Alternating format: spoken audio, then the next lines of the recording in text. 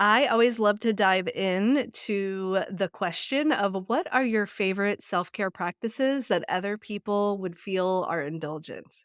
Oh my gosh, this is such a good question. Also, I feel like it kind of goes against like wellness culture, but I am obsessed with coffee and my morning coffee is the most sacred act of my day. And I have this really fancy espresso machine my husband bought me, and I get this nice milk and I get these good beans. It is an indulgent moment, but it is also the most grounding moment of my day. And so when I take the time to do that and like I sit with my coffee and I set intention and I'm someone who can be very quick to be ungrounded or like not embodied. And my coffee in the morning is like that sacred time for me to like come back to myself. I say it kind of like pushes against wellness culture because so many people don't think coffee is like good for you. And I'm like, it is the most holy thing in my life.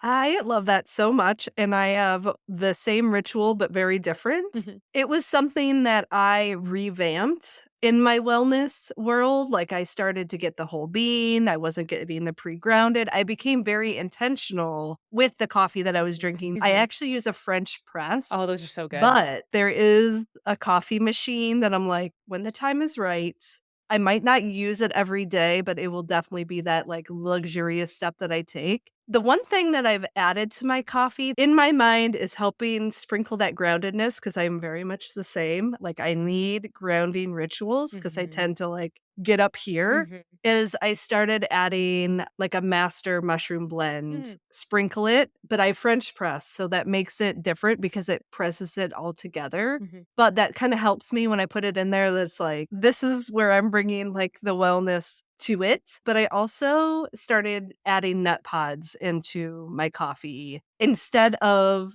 milk or, like, cream. Because then I was like, "Okay, let's get away from the dairy in the morning," but, like, that was a huge habit for me to break. It took a while, but I'm there now. Congrats. I also use nut pods. I love nut pods. They're so good.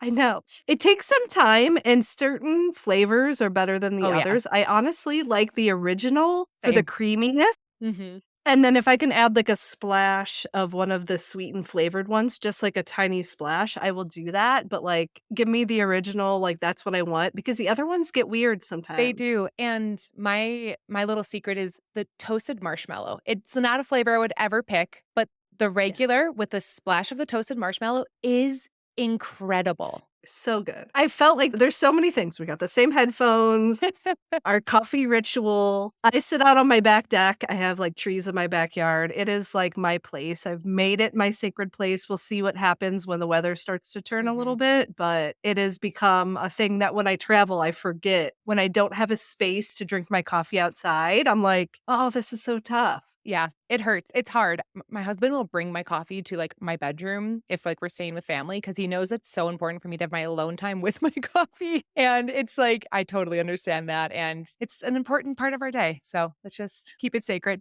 Welcome to Float Activity, the channel that guides you on a transformative journey towards spiritual wisdom, self development, and healing practices, all aimed at elevating your intuition and aligning you with your soul's purpose. I'm your host, Kara Dempsey, and I'm thrilled to have you joining me as we learn together. Please subscribe and share this with a friend to help grow my channel. I appreciate you, and we'll chat soon.